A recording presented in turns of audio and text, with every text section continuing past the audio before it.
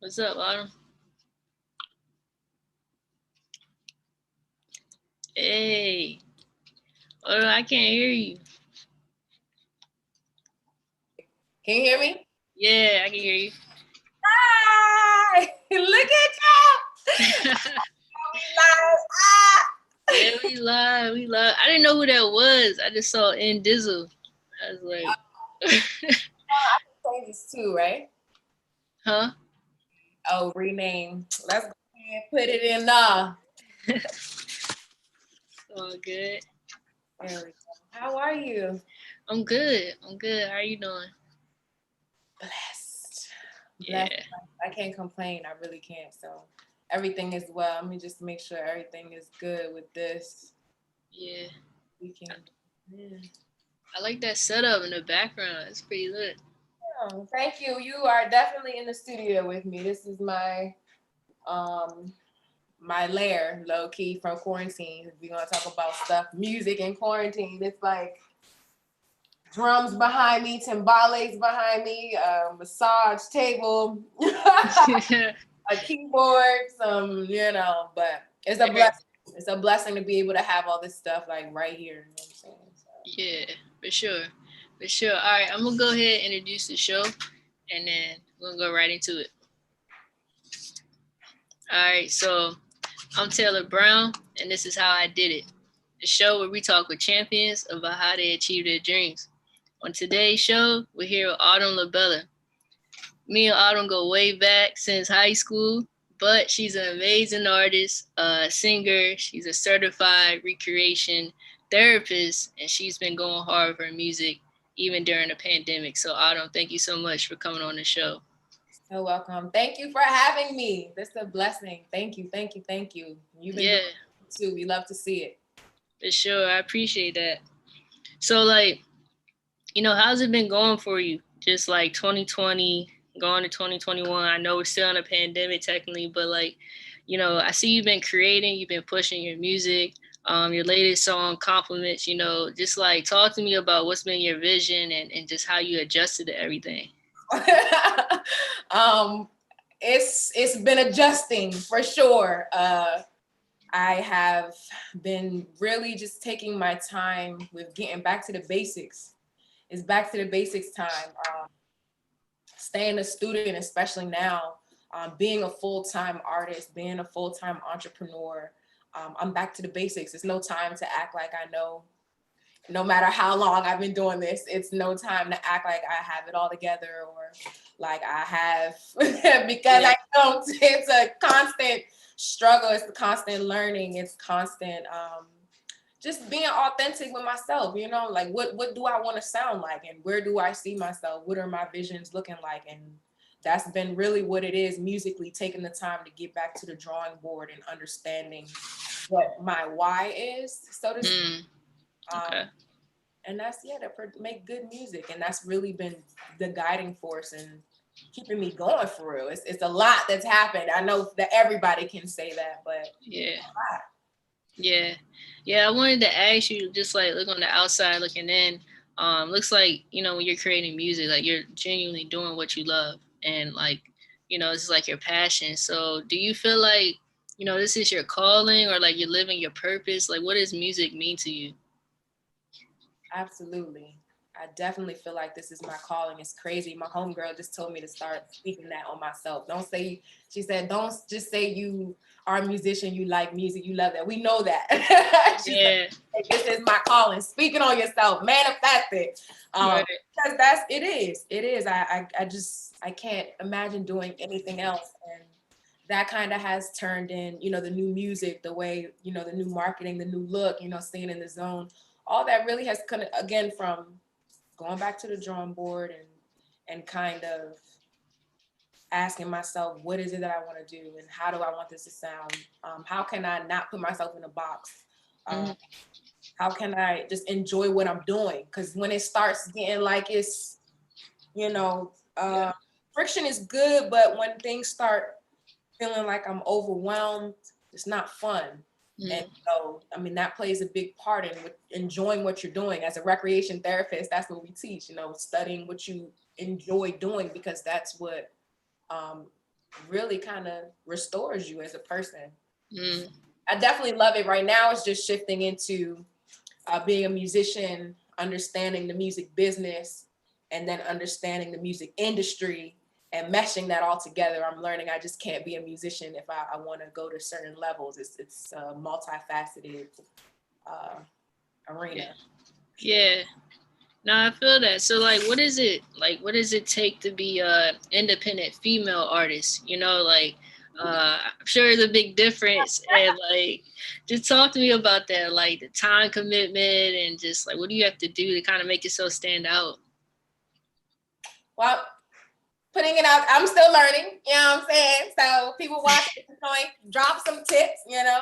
But because, you know, I think right now the consistency, that dedication and work, those tired nights, like learning things on my own. So not necessarily relying on a producer. And in most cases, it's just men. That's just what this industry is. You know, Yeah. there are female producers coming up, Tasha Kapsul, you know, it's women who are making music, composing music, but Mm-hmm. most of the time, you know, you're interacting with men. So it's, you know, knowing the stuff for myself has given me an advantage when I'm in the studio and, you know, a producer might think it's just, oh, okay, she's just in this joint. I'm like, nah, pan me to the left. Let me hit that back. Let me go ahead. Let's put this atmosphere, you know what I'm saying? Let's put the atmosphere on there. And so learning and teaching myself these things, I got the Ableton joint right here, like learning these programs, which has been quarantine, really is no excuse now for me. I literally am in here. I need to learn how to pop out a little bit more, but Yeah. I'm literally in here just making beats, learning, calling the homies, you know, and just like, what is this? What does this mean? How, you know, I know that you work with this, or just on YouTube, learning it myself. That has, you know, been huge. And also too, I'm just staying around like-minded people. They don't even have to be just musicians, just, you know, people like you in the film industry. My director for a couple music videos that I've had. You know, my best friend Maya, who's, you know, the founder of a whole real estate agency. Yeah. You know, like surrounding myself with like-minded women and men, because I also learn a lot from my brothers. I don't want to make it seem like, you know, it's all, you know, women are amazing, but you know, it's like you have to be humble and learn from everybody around you, everything. I learned from my niece around me. She's in here, you know, trying to, every time she comes in here, she's banging on stuff. I'm like, I might as well practice with her too. You know, it's like always being open to learn, I think has been a big help for me. And no matter from what situation, good or bad, it's like taking it and just seeing how I can elevate from it for real. Yeah. It's hard being a woman, you know, especially right now when everybody wants me to be raunchy. Yeah. I can be raunchy when I want, but hey, you know what I'm saying? Music, you know, music, especially now in my career, I just want to make people feel good. Music is making people feel right now, but it's not necessarily making us feel good. And so we'll get to that, I'm sure. But you know, music is sounding good. It's really exciting to be a female musician right now. It's very exciting because between singing and songwriting and the beats and stuff, it's just fun stepping out the box and showing everybody you can do it, no matter what odds are set against you. True. Yeah, talking about all the collaboration you've been doing with other local artists, you know, Jonathan Middlebrooks, Kari, even with Faith Malante, you know, we know it's J-Lit, but like, you know, let's talk about that. Like, that's super dope how you were, like you said, you're humble enough to collaborate with people like basically grew up with, you know? Absolutely. And you're absolutely right on this. I mean, we're talking about people who I've known since I was like 15. Right. I mean, what, 13, 14. So, you know, it's amazing to see everybody evolve. You know, I feel blessed to be able to know everybody in a way that is authentic. You know, that's a blessing. And I find that working across while staying prayed up is like a definite kind of guiding factor in helping me put my people on. Like I know it's always going to be time to work upwards because that's what I'm called to do. We're always called to be our best selves. So it's always time to work up with people who going to have positions for you. That's just the benefit of being somebody who blessed. But working across and elevating with your people, to me, has given me more meaning in my work. Because it's an authentic experience. You mentioned compliments. Compliments, make sure y'all stay in that. How's it going? R&B, a little R&B tracks to end 2020. But compliments, you know, I hooked up with Mac. She dope. I love her. And shout out to Mac Zaddy. She's a dope R&B singer from Richmond, but I think she's representing 757 now too. But, I mean, she all in that area, but I went to school down there. You know, I'm still working with Eric Hardaway, my brother from another mother, Mark B's producer wise, you know. There's just a lot of from Virginia to Atlanta. We got some, you know, connects in Atlanta that, you know, enjoy my music. That collaboration, we went to college together. You know, it's like, what's it, Matt McGee, he is constantly helping me elevate my rap game. We knew him, you know, he was back in the day on this too. Matt McGee is amazing. Yeah. Dayon Green. It's just a lot of people. Mojo, you got even not even just musicians, you know what I'm saying? J&B, of course, you know, we got that. It's just, again, like I said, working across, seeing everybody come up together has been just the icing on the cake. Right. Collaborating with artists like Mel. You know, we collab with the visual, with the you get what I'm saying. But regardless, my goal was always to represent for Prince George's County. At the end of the day, I always want to make sure that, you know, I remember where I come from, and I think that this area is underrated when it comes to music. It's so much culture here, musically, artistic culture here, and in the DMV, and I'd be a fool to not collaborate with my loved ones and even continue to collaborate with DMV artists who I don't know. That's why I'm here. You know, we're building a sound together, and that's what I look forward to. Yeah, no, I love it. I love it. So I want to ask you about Black Planets, right? You a Scorpio too, right? Yeah, I was gonna ask you. So like, I'm gonna tell you, that first line got me. I was like, oh, I gotta go listen to this. First line. So like, you said, I like what I want, like straight off the bat. You just talked to me about, for people who don't know or understand Scorpios, or a little bit more about the message you were trying to get across. The message I was trying to get across was bass right, roof gone, stop the line for head like Jimmy Neutron, moonlit. You feel me, in the sacred, that's a life switch. Then an interlude, we could be a flight risk. Okubo Designs, fine wine, I'm on my wife mix. Oh, listen to that Stream Black Planets. That was the message. What would life be like if a Scorpio ran it? More maybe asking it's up for interpretation, but maybe asking my partner, like, what would life be like if a Scorpio ran it? And when I did a poll and asked people that, the answers were so funny, but like, it was a song that I wanted to put out for Scorpio season. It was the first song that I had put out in almost 2 years. Yeah. And it was for my birthday, and John did such a good job on it, man. I'm telling you that. You know, I watched y'all interview, and he geeks about being on the song with me. I geek about the experience of having him on the song. Say, listen, he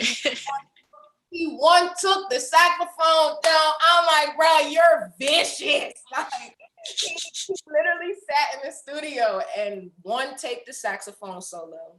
Of course, we did some mixing and mastering on it. But he did that. He put the rap on there. Of course, you know the story. I wanted to have a rapper on the song with me. Yeah. Well, if you don't, find, something, let me do it. And I'm like, all right, and he sing, he love a boy, so let's try it. And we did it, and he blew me away. And same thing for Mac with compliments. When I got her mixed, I was like about to have a heart attack. Yeah. they killed it. So shout out to the features and the collabs who make other artists work just as special as their own, you know. That experience was fun. That's what I meant though. Scorpios, y'all know who we are. Yeah. No, I definitely appreciate that. I was hyped when you dropped it for sure. Thank you so much too for listening. I really appreciate that. I'm glad you enjoy it. Yeah, definitely, definitely. So one thing I've also noticed, are you still teaching, doing fitness, and combining like music? I saw you drop that one video on IG, and that's super dope. You just talked to me a little bit about that.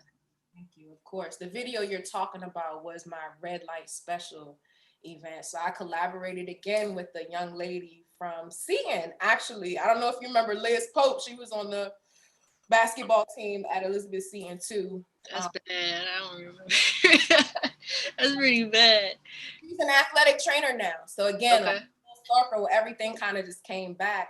Shout out to my homie Shake the Great. He went to McNamara. You know what I'm saying? Yeah. Shout out to my homie Shake. He kind of came through with just believing in our vision and decided to be a part of it as well. But that experience in particular, I had put together a kind of like a mini study. So as a recreation therapist, I still have to do things to maintain my license and my therapy credentials. Fun being a music artist, and sometimes, you know, while it's the music business and industry, I still am balancing being a professional, music and in healthcare. So we did that, and I at the time I was working at a skilled nursing home, and I was going through all my caseload of African American patients in particular, and just seeing the similar or reoccurring diseases. It was scary. It was like a lot of it's a lot of stuff, and when you see these things, it's most of these diseases and diagnoses were preventable. Okay.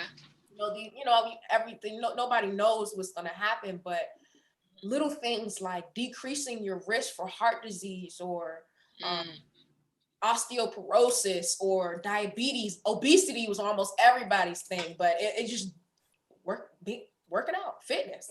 And kind of twisted it to make it people feel sexy. We figured that maybe people don't enjoy exercise or working out because they feel like it's a chore and they feel like it's a job or it's something that they're forced to do and they don't see results. So it's frustrating. It's frustrating to go to the gym and not, be snatched when you leave, Yeah. You got to do the work. And Right. so we figured if we change people's mindset about it and do a sexy workout event, I perform live while we stretch. And then, we do a little playlist led, Shake did his thing with teaching people Muay Thai. Yeah. This did her thing with a nice circuit type of workout. And it was a lot of connection in the room with that. My harpist came through to do the intro with me. I flipped what it feels like a little bit. That was amazing. That experience, really kind of helped me believe in myself as far as being a rec therapist whose job is to also be a community organizer. Yeah. So that was really cool. That was the first one that we did. We were planning to do another one right now virtually. I just don't know how I would do that. So I'm still adjusting. Yeah. My business on a virtual platform. It's still adjusting. Right. Fitness is just in the forefront of my life personally and professionally right now. So when you ask me that, it's something that I believe in. I'm not in the best shape right now, but quarantine kind of, but simple as just doing something every day. I just want my people to be healthy and start with just moving our bodies. There's so much tension, mental, physical tension that we keep in our body. Like people just naturally just walk around like this. And it's just, I'm saying, relax your shoulders. You know what I'm saying? Roll them joints out. That's the mission. As a rec therapist, it's my job to help people improve their quality of life, and improving your health does that. So as far as fitness, my visions, I have some stuff rolling out for 2021 I'm excited about. I can't leak just yet, but okay. That's the vision. Really just making sure people know that You don't have to buy your body. You really don't have to. And shout out to you, because I seen how you bulked up too. I seen that. Yeah.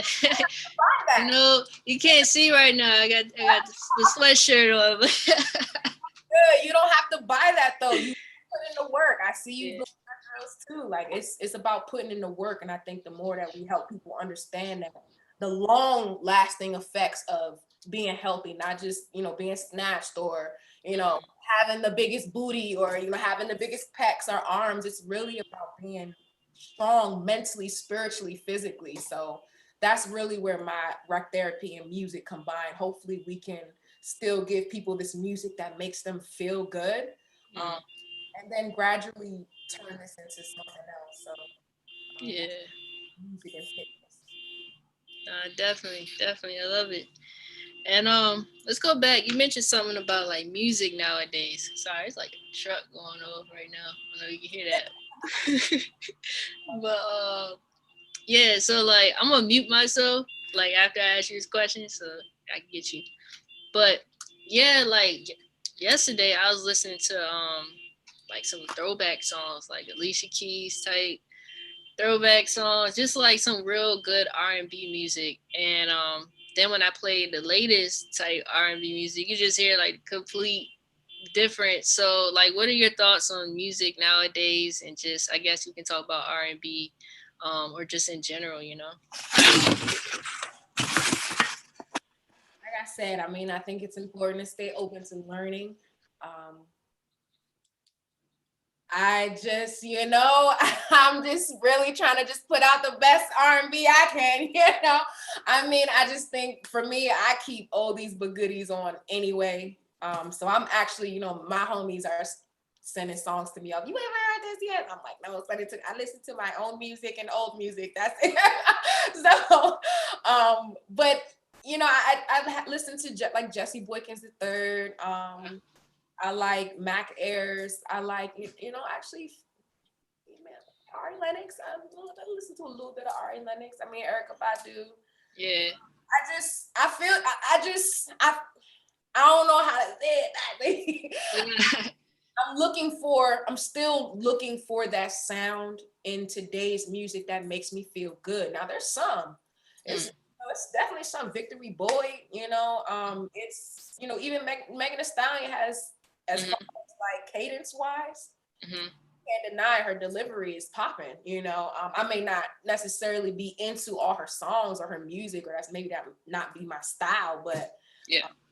You can't deny people's gifts and talents. So I just think that as long as we keep the music from back in the day alive, and that's our role. We grew up on that music, so it's important for they didn't. I think what is like, you know, what is making this sound like 24? I think Yeah, a little younger than us. Yeah. their R&B generation is different from ours. True. And a little latter. So we are still riding on the coattails of our parents' R&B. They don't necessarily have that. So the, you know, just naturally the quality of music has kind of been washed down. But I think that we're at an advantage to know what we know about the music. My mom and I were just watching a tribute to Ray Charles earlier. So we know about these things and the effect that our good music had on people. We were just in here listening to Sam Cooke too. Okay. So we have the responsibility, I feel like, to make sure that when I drop songs like Black Planets, I put that saxophone solo in there. Because you hear that on the boom, pat, boom, boom, boom, boom, boom. I mean, I'm waiting for it. If somebody puts a sax on something like that, I'm waiting for it. But it's my job to make sure that I put John on the song because he's rapping. He's playing the sax on the joint. Like that musicianship. Yeah. I prefer live songs and live sets with live musicians because it's musicianship. You know, that she has going on with compliments. We really kind of, I mean, it was the first song that I had really heard in a long time after we made it that gave compliments to people in general. Like without, you know, just like the whole song being about complimenting a guy or your significant other. Just, you know, there are some songs like that, but coming from two female artists like that, it's not a lot. You know, talking about when we making a song, like, I mean, Cater to You, but it still had a different vibe. Yeah. Yeah. I guess, I mean, that's really all we could really think of, but it's we're focused on kind of making the music feel good again. And like I said in my write-up for that, like compliments, you could give one to your partner, but imagine how much, I guess, more confident and safer the world would feel if we just took the time to, you doing good. You look good in a, not in that type of way, even all the time, because just complimenting people, complimenting yourself, not in a arrogant way, just like, showing love. It's different. That's the difference, like, Yeah. so just try, it's our responsibility. I feel like you doing these interviews and helping that old school feeling, that light still permeate through today's music when it seems like it's a lot of darkness in the music today. Like that's the only thing I can't really vibe with a lot of music these days. Yeah. Oh, this is heavy. This is heavy. I can't listen to this for too long. Don't be laughing at me. I'm just saying, it's, shoot them. I'm like, dang. Yeah. Wow, I don't like listening to that joint while I eat. Like, I'm like, I'm serious. It's just like, that's a heavy spirit. Like, I don't stand listen to that while I eat. Oh man. Make a song of compliments and just put that on. You gotta tell me a song. Which song just makes you just want to turn it off? You gotta give me one. My friends were here, they would say it was wild. It's just right. It's just, now my niece be around. No, she's not. No, my niece is 3. Yeah. We're not doing that. And again, like I said, I was at a restaurant and it was just blew me because I was eating mac and cheese at the time. So I was like, and it was like, I don't want to know that when I'm eating mac and cheese. That's disgusting. But it's I turn up, so I like certain songs, but I definitely think that songs have energy, so we gotta be careful what we digest. And some of that stuff is just heavy. It's not, it's a time and a place for everything. It's just heavy, and there's never a time and a place for violence. Like, so it's just those hardcore songs that just, talk about the detriment of our people. I definitely don't really spend too much time listening to. But I met Flock recently, and I shared this with him. Like, a lot of the young niggas, a lot of the young are watching you. Yeah. Be a light, brother. You know what I'm saying? Like, I know you gotta do what you gotta do. You gotta get your money, but my little brother looks up to you. So it's bigger than you on so many, levels. And that's really what it is. I mean, today's music is going to continue to evolve, but hopefully with people like us, we can continue to make sure people know what good music is. Right. Now I feel that. So my next question for you, Autumn, what does it take do you think, to make it?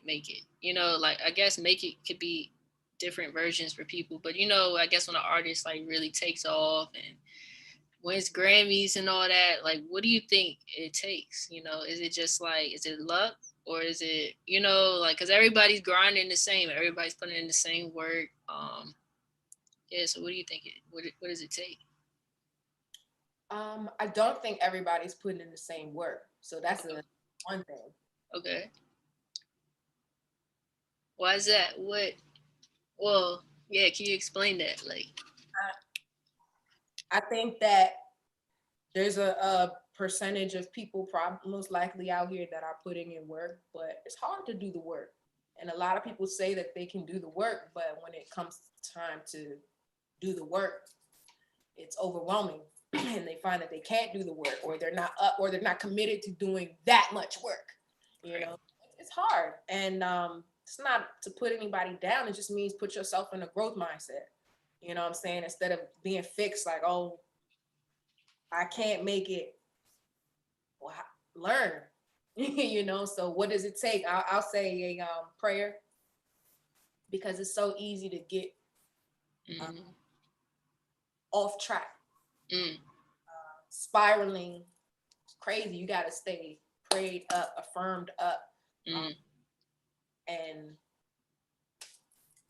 your people around you, that support system, and knowing the role of different people around you. So, not everybody's going to be a Maya to me. Yeah. But, in different ways, Maya doesn't teach me what, John might teach me, or my musical friends might teach me, although she's very business savvy. So it's keeping people around you who are going to encourage and support you no matter what, and challenge you, not just yes man or agree with you, or just want to be around when everything is good, because life is balanced. Things are good and things are bad. So if you people only around when things are good, and you have the flash and the on stage performance, and you can help them get in VIP, like that's ephemeral. It'll be short lasted. I think reading, studying, staying on top of your craft. Again, just not assuming you know it all. Staying a student, so important. Writing things down, so important. Logging your beliefs, your systems, your strategies, so you can review them, so important. Yeah, I agree. Yeah, documenting. This in a way is documenting. I want to look back in 5 years and be like, I knew what I was talking about. Yeah. It worked too. Documenting. For me, I'm in the phase of consistency, but consistently trying, not thinking that what I'm doing. Sometimes I just be like, why should I go on live? Like, I'm painting in my room. Yeah. Content, just not being afraid to step out of my box. I mean, I've always been kind of like a private person. So, putting my life on social media is like, I'm not trying to get caught up now. I'm just kidding. But it's like, just being relatable like that. Everybody feels like that sometimes, like, oh Lord, look at, life is life. So I'm working on that, consistently trying to let people in different ways, actually. Full circle, like, just trusting myself, like, we gonna do this, we gonna do it. And that's that consistently building good habits and productive habits. I think that's definitely 5. You have to commit, and hard work and dedication and effort are so, I don't think there's luck. I mean, sometimes people go viral. Yeah. But strategies, a growth mindset, effort, hard work, studying, being teachable, being in solitude sometimes, not listening to anybody but that inner self. That's the yes. That's what I said. That's fun, but also listening to other people. I think there's a whole publishing. Oh my goodness, how could I forget that? We talk about making it as artists. Everybody think it's all fun and games. Half the reason why I take my time putting out music is because I own all my music now. I'm not trying to in 10 years come back and be like, Tay, I gotta, I'm on the interview, we're talking about how I gotta go buy my 40 back, and no, I own all my masters now. So it's publishing, learning, publishing. Shout out to Song Trust, and artists out there. Get your music published. That's how I did it. I want to talk about how I'm doing it, how I did it. I took the time to read about publishing and ownership. I took the time to read about distribution and ownership. I took the time to review PROs and, publishing administration and all of that, BMI, all these royalties and how they break it down percentage wise, and why all these music execs are making so much money and the artists are sometimes broke. It's because you don't own anything. All you own is the face that you go out there and perform with. It's levels to this. And that's why I said in the beginning, my friends tell me all the time, Autumn, you're a great musician. But now this is the phase, especially in quarantine, where I have stepped into knowing the business and the industry, because it will eat you alive as a musician if you don't know what you're doing. That documentary on Sam Cooke earlier, Sam Cooke doesn't own any of his songs hardly. All he does cheated out of all his royalties and publishing, you know, especially back then when how they doing, you know, African Americans weren't really respected like in that arena. So I think that's also, if I'm going to talk about how I'm doing it and how I plan to make it, what it takes to make it, you have to make money as an artist. Yeah. For artists, you have to, you know, make income to produce outcomes. So right. have to own your material and take the time to review your intellectual property. It's so important. You putting out these videos, you know, there are ways to track how many, you know, YouTube streams you get through publishing and stuff like that. So it's important to do the work and also reap what you sow. It's a blessing. And, you know, we will be blessed in abundance when we take out the time to do the work. So you got to know about that intellectual property. That's where your moneymaker is, especially now in quarantine. We can't perform as a performing artist. That's big money for me that I'm just like, not taking. Yeah. You know, we got to keep it humble. You feel me? But it's like, it's learning the other ways, digital marketing. Now that things digital, I've started selling music from my website now. Okay. Shout out to that, autumnlabella.bandcamp.com. You can definitely go in there, and how that works is I have set a price directly for my fans and people in general to connect with me more personally. autumnlabella.bandcamp.com allows you to kind of have a more personal interaction with me versus just going on Apple Music and streaming me. I'm not sure if you know the breakdowns of how that works, but I mean, tell me. 100% correct on these numbers, so you know, don't shoot me. But it's, you know, me putting my Black Planets out on my website Bandcamp for $2, for example. Okay. Bandcamp takes a small percentage of that. So if somebody decides, this is realistic, somebody decides to pay $4 instead of $2, I end up making like $3.50 from the song. On Apple Music, if somebody wants to stream my music, I love it. Thank you. You know, stream, you know, is like 0.0087 cents. So it will take at least almost 1,000 people just to get to $2. Oh, yeah. So when you do the math as an independent artist, this is kind of what you touched on earlier. How is it being a female independent artist? One, I think when your focus is more on music than sex, it's a little harder to get people to say, you know, listen to this. You know, it's not, you know, it's not going to turn you up, but it is. But you know, listen to it. It's a little harder that way. It's also, you know, just learning that stuff. Bandcamp is a great resource for independent artists to just, you know, do the merch thing. It's a great resource. I highly recommend it. But, you know, it's a lot. It's a lot to do that. And that's one thing. So, what it takes to make it: intellectual property, prayer, networking, the network, knowing your net worth. And, Dope. So Autumn, what inspires you to do what you do, like do music and just, you know, why are you're so passionate, and you know, it seems like you really love what you're doing. So what inspires you to do it?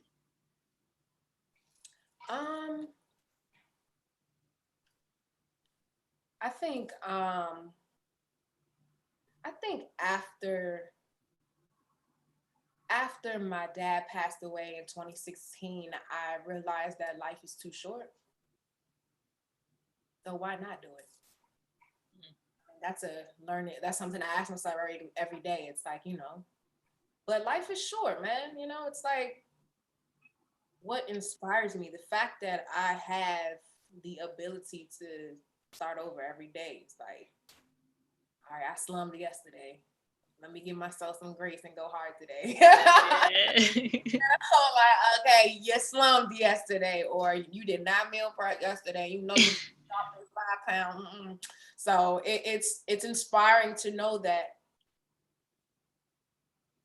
I can try again if that be my if that be, you know, the man upstairs will. Like, it's awesome to know that every moment I may not be on cloud 9, but still in the clouds. You know what I'm saying? I'm still in the atmosphere. So I gotta be grateful for that. I can breathe.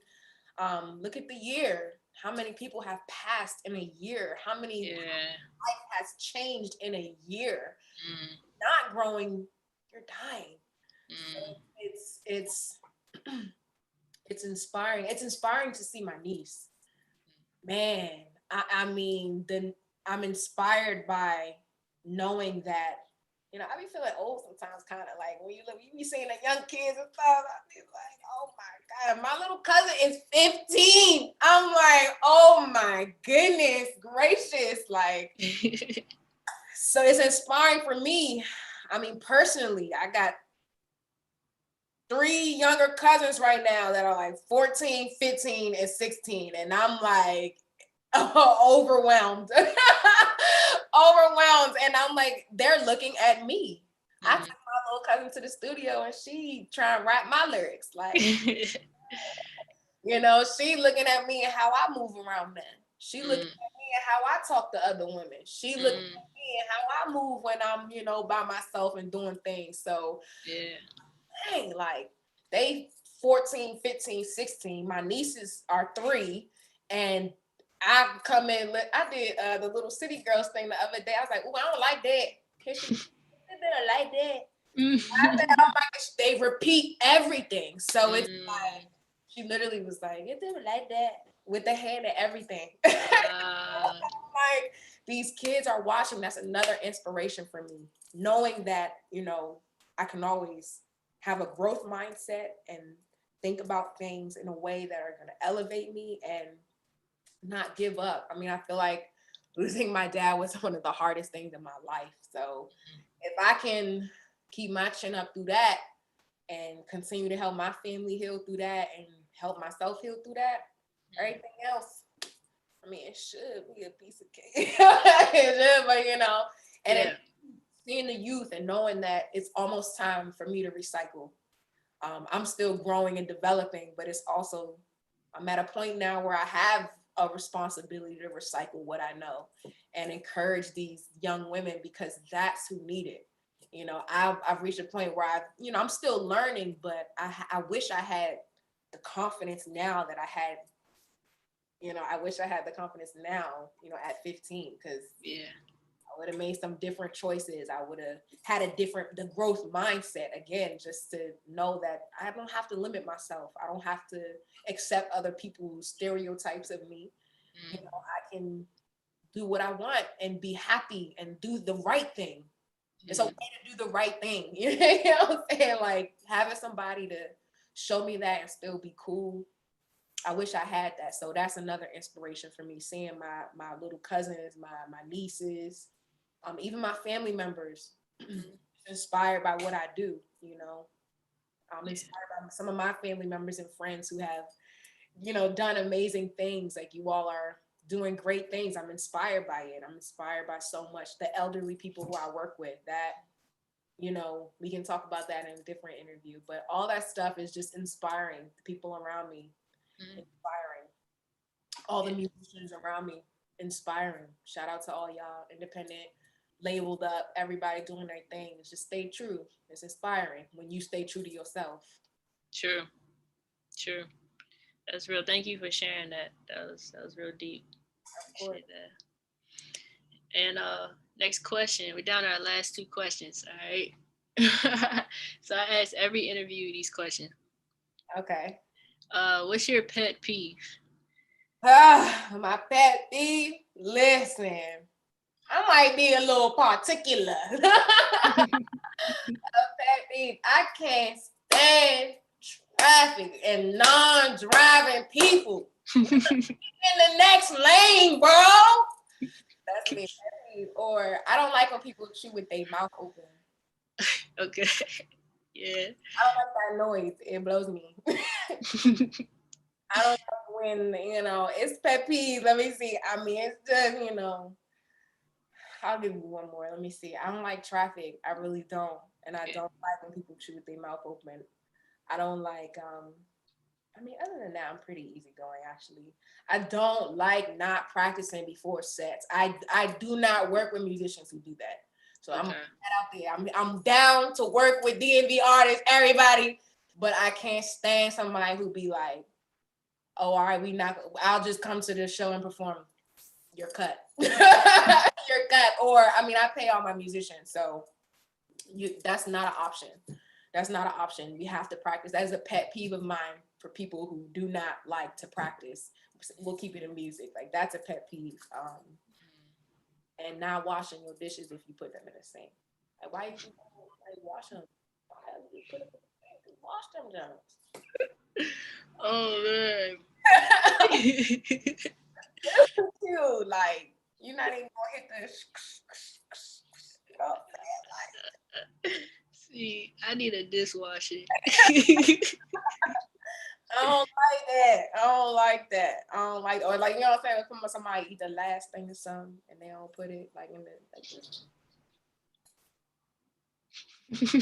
Yeah. Oh man, how was your college experience? Your roommates. I'm trying to keep the light going. I'm trying to keep the light going. Look, growth mindset. Growth mindset. I ain't trying to go back in the, you know what I'm saying? Hectic. But I enjoyed my college experience though. Shout out to Korea, Alabama, Lakewood. All right, yeah, we doing big things. Shout out to the bananas too, man. Big thing. I know, yeah. Shout out to ODU in general. Great place. That's what's up. That's what's up. Third question: what is your guilty pleasure?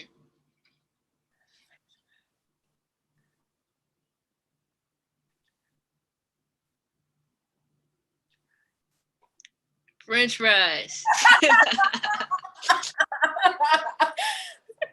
I was like, what? All right, what kind of French fries? You got a particular restaurant? Okay. Crunchy and warm. French fries. Ooh, it's like French fries and like I love me a good chocolate chip cookie. And like how you like the milkshakes. I'm like a good chocolate chip, like the soft baked junk.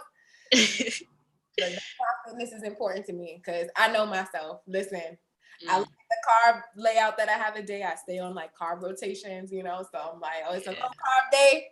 All right, I'm just not eating no rice for dinner because I'm having a cookie. I'm having a cookie.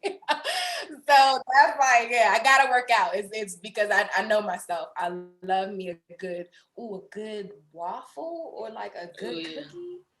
Man, I would drive to Waffle House, like far deep Virginia, just to get a good waffle from Waffle House. A warm sweet for me. That's my guilty pleasure, like the sweets. And I'm like, you know, it's probably some other stuff, so we'll keep it there. the warm sweets. I don't man. Yeah. Probably backwards too. That's it. Guilty pleasure.